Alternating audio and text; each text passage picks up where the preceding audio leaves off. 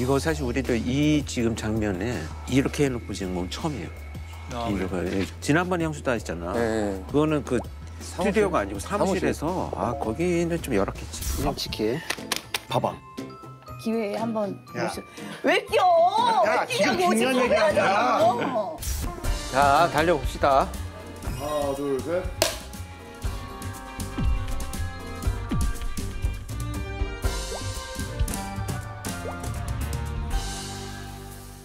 네, 오늘은 형수다에서 새로운 코너로 이 형수다 앞에 어떠한 한 글자를 좀 넣어보고 싶습니다. 사형수다. 사형수다. 클래스가 이제 다르네. 하다 이제 사형수까지 사형수다. 정말 한 글자를 넣었는데 느낌이 확 달라지지 않습니까? 네. 오래전에 벌어졌던 사형수들의 이야기를 해보려고 하는데요. 그래서 정 변호사님 오셨구나. 맞습니다.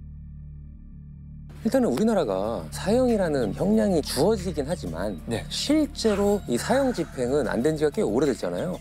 사형을 집행을 하지 않는데 사형으로 판결은 날 수 있나요? 판결은 날 수 있죠. 날 수 있고. 판결은 날 수 있죠. 1997년 12월 30일에 23명을 사형 집행한 것이 마지막이었습니다.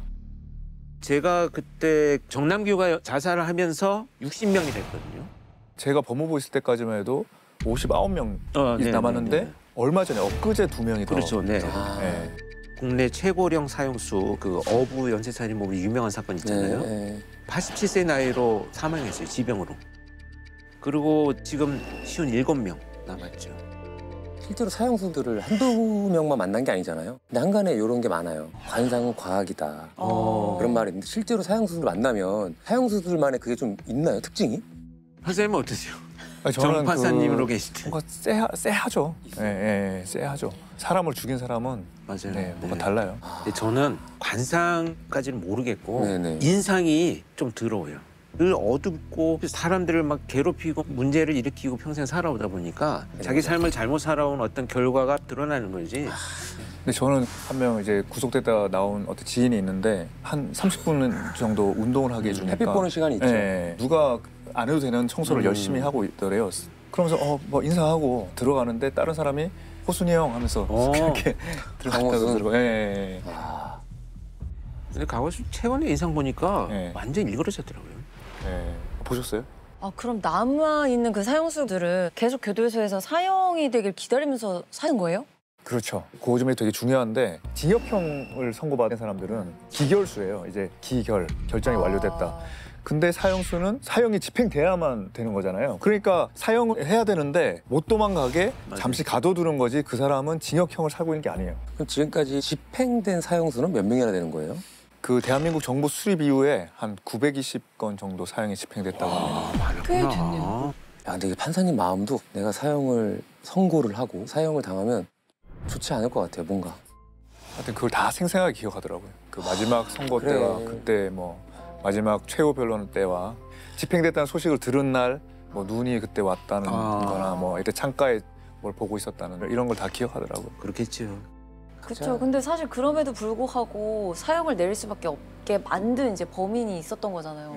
그러니까 사형수란 얘기를 들으면 사실은 굉장히 화가 많이 나고. 그래도 우리가 오늘 해볼 이야기가 사실 바로 이것과 관련이 있습니다. 요거요? 우유인데? 레트로하고 우유. 예쁜데 이거? 우유죠. 레트로. 이제 이런 게 약간 요즘에 다시 유행하고 있잖아요. 그래서 다시 약간 사서 여기다가 뭘 넣어서 먹어본 적 있죠. 제티 이런 거 가져와서 타 먹고. 국민학교죠. 옛날에 국민학교 국민학교. 다닐 때 우리 급식을 받았거든요. 빵하고 이거 줬어요. 이거가 조금 지났을 때는 삼각우유 있어요. 맞아요. 삼각우유. 아. 그거 이제 못 두르면 찢다가 절반 날아가고 있는 거예요. 그때 우유 소비 많이 하려고 뭐 우량아 대회? 맞아.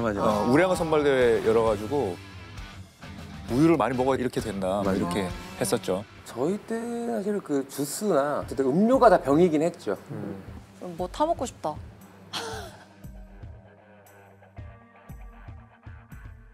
그러면 이거를 좀 보세요. 오호, 야. 대가리요. 네, 아유 감사합니다. 예? 와 진짜 옛날 신문이네. 제가 태어난 해예요. 그래요? 진짜요? 와 여기 광고 10만 포 아파트 그죠? 신청 금액 180만 원. 오! 신밥 아파트가 180만 원이요? 와. 분양. 분양가가. 와 아, 이거 부잣집 막내 아들처럼 나 돌아가면 바로 사랑을 해야겠다. 무조건. 10만 원을 무조건 사야지. 80만 원. 여기는 법률 상담 안내, 상담료 3,000원. 3,000원? 10분을 초과하는 매 10분마다 2,000원. 주차장비보다 싸네 이거. 아, 그러네. 거의 뭐 발렛비보다. 야, 77년 9월 21일 지하철 2호선 내년 초 착공. 와, 아 진짜요? 와, 착공 전이었네. 이게 확실히 알 수 있는 건 이 한자를 다 읽을 줄 아세요. 오, 고바우 영감. 만화. 만화가 있네. 만화는 무조건 봐야죠. 이 고바우 영감이 1955년에 시작했어요. 되게 신비로웠어요. 어떻게 매일 이거를. 이게 그냥 막 만들어놨다가 풀 수가 없어요. 왜냐면 매일 신문 이 기사에 나오는 걸 시의성 있는 걸 해야 되니까요. 혹시 내 이름으로 보험 가입이 돼 있는지? 없습니다. 선생이 가입된 적은 없습니다. 누군가 날 죽이려고는 안 했군. 한 달에 한 바퀴씩 돌아다녀야 할 판? 이게 무슨 이제 보험 사기 얘기하는 건가? 오늘 이 우유랑 신문이 어떤 연관과 사건이 있느냐. 자, 이 사람. 똑똑하게 생겼다. 미녀의 그쵸. 네, 얼굴이 미녀죠. 네. 만며느리상 뭐. 그러니까 좀 부잣집처럼 보인다. 그죠. 네. 기세가 확 느껴져. 여기 뭔가 이게 조끼 막 이렇게 한 거 입은 거 보니까 좀 두 겹을 입었잖아요, 레이어드로. 옷도 보시네요. 부잣집처럼 보인다. 네. 자, 이 여자가 바로 네. 대한민국 최초의 연쇄살인마입니다. 아, 내가 알지. 최초에? 근데 사진이 좀 다른 것 같다. 내가 아는데. 그게 나중에 나오겠죠. 자, 이름은 박분대. 1930년쯤 남해에서 태어났다고 합니다. 그때 일제강점기 아니에요? 사실은 그 시기에는 학교에 다니는 것도 쉽지 않았을 거예요. 꿈 같은 일이죠. 또 그치. 여성 같은 경우에는. 근데 박분대는 국민학교 당시에 졸업을 했다고 합니다. 실제로 똑똑했다고도 하고요. 집안이 그만큼 이제 부유하다 이런 얘기도 있고. 뭐 엄친딸에 완전 인싸고. 네. 그렇죠, 그렇죠. 근데 이제 우리나라 독립을 하고 나서 38선이 그어지는 무렵에 이 박분혜는 18살의 나이에 결혼을 합니다. 그때는 당연히 그때 결혼. 문제는 얼마 안 가서 집안이 발칵 뒤집어지는 일이 발생을 하는데 3년 만에 이혼을 해요. 이혼 사유가 뭐였냐? 결혼하고 나서 1년도 안 돼서 마을 청년과 바람이 났다고 합니다. 바람이. 아하, 이거 참. 1년도 안 돼서 18에 결혼했다 했나요? 그럼 19살에 바로 또 바람을. 그 시절에 이혼의 꼬리를 달고 집으로 돌아가기는 쉽지 않았을 그렇지. 겁니다. 그래서 박분례는요, 부산으로 건너가서 술집 접대부 생활을 하기 시작하는데요. 그러다가 마지막 운명의 남자를 만납니다. 운명의 남자. 7살 정도 많았던 남자였는데요. 근데 또 면사포는 쓰지 못합니다. 왜? 그 남자에겐 이미 아내가 있었고 자식도 있었습니다. 또 바람인가요? 요즘에는 이런 말 안 쓰는데 네. 첩살이를 했던 아, 거죠. 첩살이, 그렇지. 일남 일녀를 두고 20년을 넘게 같이 살았으니까 정식으로 혼인은 못했지만 남편의 가족, 그러니까 이 시댁 식구들 그리고 본처까지도 박분례를 받아들입니다. 6, 70년대만 해도 사실 우리가 이혼녀라는 게 낙이 찍히면 특히 여자의 경우에는 진짜 사회생활도 진짜 힘들었잖아요. 그러니까 40년대는 더더욱 더 심했죠. 그래서 남편이 다른 여자 만나고 뭐 애를 낳아오고 뭐 첩을 들인다고 해도 그렇다고 자기가 이혼할 수는 없는 거라서 울며 겨자 먹기로 이혼은 안 당하려고 계속 그렇게 그런 스탠스로 살았죠, 여자들이. 근데 1977년에 이 박분례는요, 20년을 함께 살았던 이 동거남한테 고발을 당합니다. 고발을 당한. 예, 700만 원짜리 동거남의 수표를 훔쳐갔다가 이게 들킨 거예요.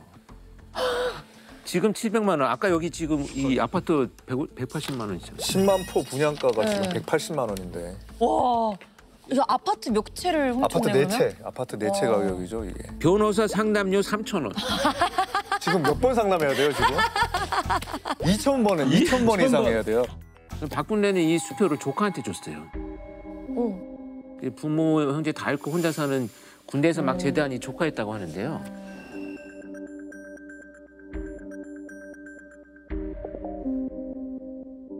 자, 근데 이게 어떻게 된 건지 그 수표를 받았던 조카가 이모를 제발 수사해달라고 검찰청과 법무부 장관에게까지 진정서를 냅니다.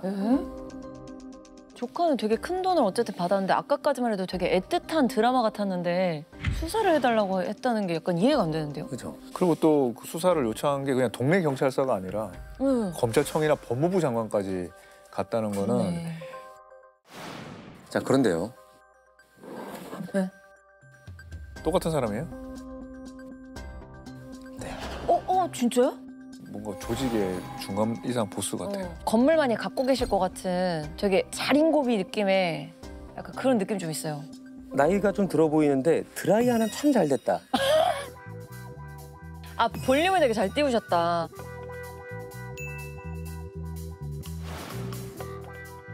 이 박본래의 인생 2막이 이제 이렇게 또 시작이 되는데요. 1975년이죠. 1월에 남해에서 화재가 발생합니다.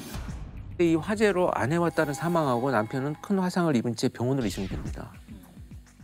큰 아들은 그때 군대에 가 있어서 화를 면했고요. 현장에서는 석유 냄새가 났다고 합니다. 그러니까 1월에 화재라면 겨울이었으니까 뭐 그 당시에 석유 쓸 일이 많았겠네요. 그 당시 겨울이면. 근데 사실 뭐 반반 정도 됐겠죠. 왜냐하면 그 당시만 해도 석유 원로보다는 연탄이 아무래도 많았을 가능성이 있으니까. 왜 불이 났는지 알고 있는 사람은 남편밖에 없겠죠. 다음 날 그러네. 화재 조사를 위해서 병원을 찾은 경찰이 남편에게 말을 걸려는데 대화가 잘 안 됩니다. 그때 본인이 처제라면서 박분래가 나타난 거죠. 와.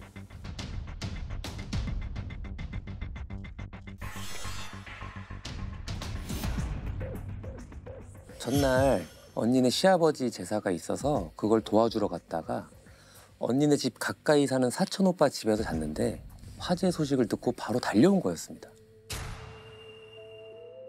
저 형부가 그 중풍 환자라 대화가 잘 안 돼요. 제가 그나마 좀 알아들을 수 있는데 제가 물어볼게요. 그리고는 잠시 후에 경찰에게 풍이 있는 형부가 이 실수로 석유 난로를 넘어뜨려서 불이 났대요. 어머. 그 후에 이 박분래의 형부도 곧 숨을 거두게 됩니다. 아, 석유 난로가 쓰러졌으니까 석유 냄새가 났던 거군요. 네, 그런 것 같아요. 네. 하루아침에 갑자기 한 가족이 세상을 떠난 거잖아요. 뭔가 너무 비극적인 사건인 것 같은데. 조카는 사고가 난 지 4개월 후에 제대로 한 거죠.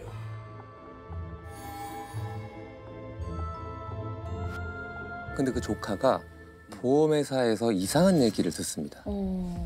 이모가 엄마 명의로 나온 보험금을 다 받았다는 거죠. 왜 이모가 그 돈을 자신한테 말도 없이 찾아간 거지? 아빠가 중풍 환자라 엄마 혼자 돈을 벌어 동생의 자신까지 키우느라 사는 게 힘들었는데 그런 엄마가 고액의 보험에 가입했다는 게 좀...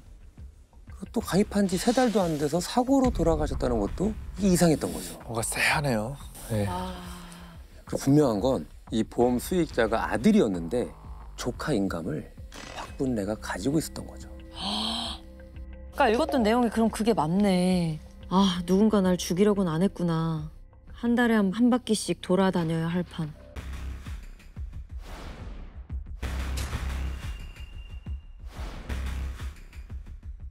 자기도 몰래 보험이 가입될 수 있잖아요. 그러네. 그러니까 계속 확인해서 없으면 박분혜 같은 사람이 안 안 죽이겠죠. 또 다른 박분래가 있을까 봐. 예. 그러니까 아무리 인감이 있어도 본인이 아닌데 어떻게 그걸 받을 수가 있죠? 아, 지금 바로 조카가 바로 밖에 있는데 뭐 지금 제가 급히 뭐 들어왔습니다라고 뭐 연기를 하거나 군대가 있고 하니까 뭐 빨리 지금 보험금을 받아야 된다 뭐 이렇게 속일 수 있을 가능성이 있지 않았을까요? 어쨌든 이 조카는요 이모 박분래를 찾아가서 따져 묻습니다. 우리 엄마 앞으로 나온 보험금을 왜 이모가 가져갔느냐. 박분래는 조카의 몫이라고 하면서 돈을 돌려줍니다. 350만 원을 줍니다. 350만 원? 박분래가 실제로 보험회사에서 받은 금액은요 1,738만 원. 지금 반포 아파트 열채. 예, 열채 금액인데요. 근데 조카가 이 사실을 알았을까요? 이모한테 돈을 더 요구를 했고요. 그때 이 동거남한테 훔친 700만 원짜리 수표를 줬던 겁니다. 아. 박분래에게 700만 원짜리 수표를 받았던 조카는요. 은행에 가서 이 수표를 쓰려고 하다가 체포가 됩니다. 어머. 그 700만 원 수표, 부도 수표였던 겁니다. 아, 그렇지. 맞아요. 박분래가 수표를 훔쳤다는 사실을 안 그 동거남이 바로 은행에다가 알렸던 거죠. 아하. 이모에게 엄마 몫의 보험금을 받으려고 했을 뿐인데 이 일로 조카는 절도 혐의로 불구속 입건까지 됩니다. 자, 그런데 그 박분래랑 20년을 넘게 같이 살았던 그 동거남 있지 않습니까? 그 동거남 역시 경찰에 수사를 의뢰합니다. 또? 바로 이 우유와 관련이 있습니다. 아, 드디어 이 우유가 나오나요? 이 우유로 무슨 짓을 했을까? 1976년이죠. 동거남의 동생이 집에서 갑자기 구토와 복통 증세를 호소하다가 병원에 가게 됐습니다. 그런데 가던 도중 죽게 됩니다. 사인은 심장마비. 근데 사실은 평소에 심장 질환을 앓고 있었다고 합니다. 근데 동생이 죽고 나서 박분래가 동생의 아내를 만났다는 사실을 알게 됩니다. 동거남의 동생 앞으로 보험을 들어놨는데 400만 원 정도를 받을 수 있다고 그걸 대신 찾아주겠다며 또 인감을 가져갔다는 거예요. 어머. 400만 원 그거는 진짜였을까요? 그런데 어느 날 이 재수씨한테 보험회사 직원이 찾아옵니다. 보험금 잘 받았냐고 물어보는데 그 금액이 4,400만 원. 10% 떼준 거야, 10%. 분명히 400만 원이라고 들었는데 4천만 원이 날아간 거죠. 둘째 형님이 가져가시고 입을 씻었나? 이런 막 별 생각이 다 들었겠죠. 근데 돌이켜보니까 남편이 갑자기 죽은 그날 오후에 둘째 형님이 사업차 좀 만나자고 했던 게 갑자기 생각이 난 겁니다. 남편이 혹시 형님을 만났다가 무슨 일이 생긴 게 아닐까? 이런 의심이 들기 시작을 한 거죠. 그래서 큰 아주버님에게 이 얘기를 하게 된 거예요. 얘기 듣고는 황당했겠네요. 죽은 동생 앞으로 나온 보험료를 재수 씨가 아닌 자신의 동거녀가 가지고 있다는 그렇죠, 얘기잖아요. 박분래의 동거남은 등골이 오싹해집니다. 왜냐면 얼마 전 박분래가 자신과 자신의 본처 앞으로 몰래 보험을 들어놨던 거를 알게 됩니다. 다음 타겟인 거죠. 와. 보험회사는 실제 수령자인 아내에게 보험금을 돌려줍니다. 그런데 이 박분래는 억울했던 모양이에요. 그간 보험료를 냈던 건 나니까 그 돈을 돌려달라고 동서에게 요구를 하는 겁니다. 그래서 돌려받습니다. 어머. 자, 이 과정에서 보험회사는 박분래에게 의문을 가지게 됩니다. 그치, 그럴 수밖에 없지. 아니, 왜 실제 수령자가 돈을 못 받았을까? 그래서 보험회사는 경찰에게 이 사건을 재조사해달라고 요청을 합니다. 그런데 이 이야기를 들은 박분래는요, 펄펄 뜁니다. 심지어 보험회사를 명예훼손으로 고소를 합니다. 괜히 사람을 의심해갖고 자기가 사람을 정말 마치 일부러 죽인 것처럼 동네에 소문이 났다. 이렇게 해서 이제 고소를 하게 되는데 놀랍게도 이 소송에서 박분래가 이깁니다. 어떻게 그럴 수가 있죠? 그래서 위자료 80만 원. 야, 근데 지금 또 저런 류의 명예훼손 쉽지 않거든요. 저렇게 그렇죠. 배상받는 거는. 근데 진짜 저 시대에 와. 대단한 거예요. 그러니까 얼굴이 벌써 표독스럽게 변했어. 그니까. 욕심 많게 또 갑자기 보이죠? 박분래의 인생 산막. 어머, 야, 아, 같은 사람 맞아요? 와. 봐 얼굴이 이렇게 범죄 저지르면 이렇게 된다니까. 말이 됩니까? 이 사람이 이렇게 인생 산막을 맞이하게 되는데요. 조카는 가족들이 숨지게 되는 이 화재 사고에 대해서, 그리고 동거남은 남동생의 사망에 대해서 재수사를 요청하게 된 거죠. 그래서 이 수사를 담당했던 건 이제 경남도청이죠. 지금의 이제 경남경찰청. 이 경찰은 석유의 출처를 찾다가 이런 증언을 듣게 되는데요. 화재가 나던 날 이 박분래가 사촌 오빠의 집에서 잤다고 했잖아요, 본인 진술이. 그런데 불은 새벽 1시 30분경 났는데 사촌 오빠의 아내에게 석유 5대를 사다 달라는 부탁을 했다는 거예요. 혹시 경찰이 몇 시에 왔냐고 묻거든 3시간 전인 밤 10시 반에 들어왔다. 이렇게 자신의 알리바이를 조작한 흔적이 나옵니다. 동거남의 남동생 사망 역시 과연 박분례의 지시였을까요? 동거남의 남동생과 박분례가 만난 건 오후 6시경 한 다방에서였습니다. 다방. 박분례의 집에서 일하는 가정부는 그날을 이렇게 기억했습니다. 사모님이 집에 들어오신 건 저녁 8시 무렵이었는데 누가 물어보면 4시에 도착했다고 말하라고 하셨어요. 와 진짜 너무 치밀하다. 아 그리고 그 박분례 말대로면은 시간상으로 두 사람이 만난 적이 없다는 거잖아요. 너무 계획적인데? 그래서 경찰은 앞선 증거들을 가지고 박분례를 추궁하기 시작합니다. 동거남의 동생을 만났던 그 다방. 그날 동거남의 동생은 바로 이 우유를 주문했습니다. 박분례는 동거남의 동생에게 신문을 가져다 달라고 했습니다. 신문을 가지러 간 사이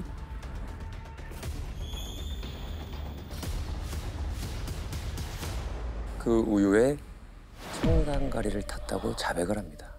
우유에다가 독사를... 박분례는 범행일체를 자백을 합니다. 이 언니 시아버지의 제사가 있던 날 모두가 잠든 새벽 1시 30분 무렵에 석유를 언니 가족이 잠들어 있는 방에 뿌리고 불을 질렀던 겁니다. 어떻게 그럴 수가 있어? 그리고는 사촌 오빠 집으로 갔던 거죠. 불에 막 이렇게 타고 있는 언니의 집을 보면서 과연 이 박분례는 무슨 생각을 했을까요? 아니 10대 때 그렇게 잘 배우고 부잣집에서 귀하게 자란 것 같은 부러움을 사서 자란 사람이 왜 그 지경이 됐을까?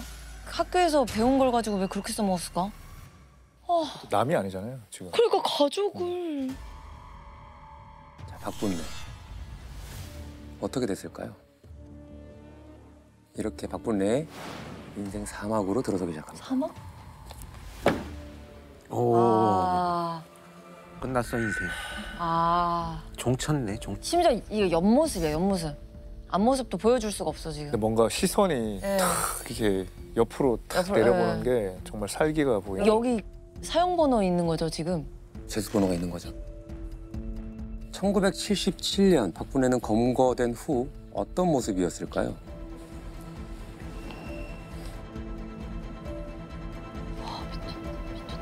오, 저 사람이에요? 박분례입니다. 어머머. 또 얼굴은 숨기네 또. 어머머. 근데 본인도 부끄럽다고 얼굴을 가리고 있는 거고요. 일말의 수치심 같은 걸까? 저 참 나 이해가 안 가요 진짜. 그건 뭐야?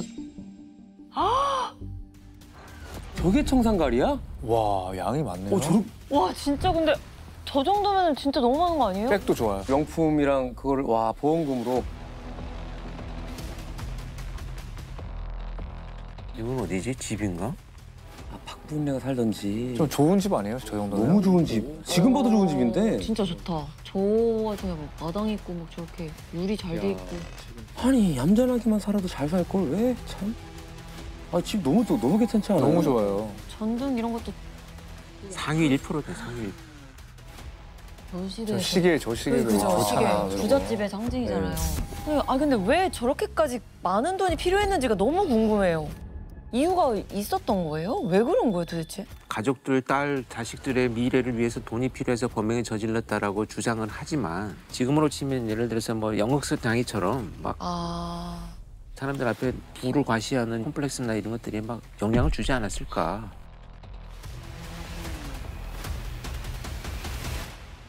그래서 박분례는 언니 집에 불을 내기 2달 전에요.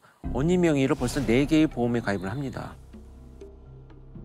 그리고 동거남의 동생한테 이 극약을 먹이기 7개월 전에도 박분례는 동거남의 동생 앞으로 5개의 보험을 몰래 가입하고요. 애초에 사망 보험금을 탈 목적으로 가입을 하고 가족을 그랬다는 게 이게 또 보험을 대신 들어주려면 남이면 들어주기 어렵잖아요. 그러니까 가족 대신 들어주고 가족을 죽이려고 하는 것 같아요. 이게 갈수록 진화하고 더 치밀해지고 금액도 높아지고 과감해진다. 그게 이제 최근에 여러분들 알고 계시는데 엄연희 사건이라고 해서 보험 때문에 일가족이 전부 장애를 입었잖아요. 수면제를 먹이고 재워가지고 전부 눈이 실명을 했어요. 남편, 뭐 동생이 어머니까지 보험금 중에 죽이지 않고 가장 큰 돈을 받을 수 있는 게 실명이에요. 죽는 거랑 뭐가 달라요? 눈을 가져가는데. 그래요. 근데 그 사람들은 이제 수면제를 먹고 자다가 모르는 거야. 어떤 일이 일어나는지를. 장애를 만들어 놓고 엄니는 데리고 다니면서 자기가 치료해주고 하니까 고마운 사람이 된 거라는 거죠. 맞아, 본인은 그렇게. 그렇죠. 그 사건하고 이제 굉장히 닮아 있는 사건. 닮았네요. 아까 고바우 영감 그 이야기도 이제 확 다가오네요. 저게 그래서 진짜. 근데 나온 진짜 사회 충격이 컸겠어요. 그렇죠. 그때 불신이 이제 막 생겨나는 거죠. 불신이. 근데 저는 사망보험을 노린 그 범죄가 비교적 최근에 생긴 줄 알았는데 이렇게 77년도부터 있었는 줄을 진짜 꿈에도 상상 못했어요. 그렇죠. 그런데 이후에 한 달 정도 지난 시점에 이런 기사가 하나 나는데요. 또 무슨 기사가 났어요? 읽어주시면 좋겠습니다. 친구 한 명도 독살. 보험금을 타기 위해 친척 등 4명을 살해한 박분래 여인은 이 밖에도 친지 한 명을 같은 목적으로 살해했음이 밝혀졌다. 74년 7월 12일 평소 잘 아는 최무순 씨를 자기 집에서 독살한 후 보험금 400만 원 중 40만 원을 타먹었다는 것이다. 경찰은 박 여인의 시아버지 독살 여부도 계속 추궁하고 있는데 이 사실이 확인되면 피살자는 모두 6명에 이른다. 미쳤나 봐. 저게 다가 아니었다고요. 나는 진짜 신기한 거는요. 이 사건에서 이 청산가리가 되게 독하잖아요. 보통 이게 극소량으로도 먹다가 식도로 넘어가면서 이미 사망을 하거든요. 근데 그거를 예전에 제가 어떤 사건에서 그 사람의 체중과 연령과 이런 것들을 다 계산을 해가지고 어느 정도 투여를 하면 몇 시간 후에 내가 알리바이를 따로 성립할 때 죽겠구나를 계산한 놈이 하나 있었거든요. 이야. 있었어요, 한 명. 근데 이 사람이 지금 자기가 뭔가 타줬잖아요, 우유에. 청산가리. 그걸 다 몇 시간 후에 죽잖아요. 이런 걸 계산을 했지 않았을까 하는 생각도 들어요. 그렇겠네요. 그렇지 않고는 역해가지고 막. 예. 그 자리에서 다 뱉어버린. 이렇게 되면 피해자가 총 6명? 아니, 근데 동거남의 아버지에 대한 건은 최종 무혐의 처분을 받았습니다. 당시 이제 부검이 좀 어려웠던 것 같아요. 저는 사실은 더 있을 수도 있다라고 생각을 합니다. 이미 밝혀진 것만으로도 사형은 뭐 무난하다고 봐서 재판 결과는 사형, 그리고 사형 선고를 받은 지 5년째인 1983년 부산구치소에서 형장의 이슬로 사라지게 됩니다. 여기까지가 대한민국 최초의 보험살인마이자 연쇄살인마 박분래의 이야기였습니다.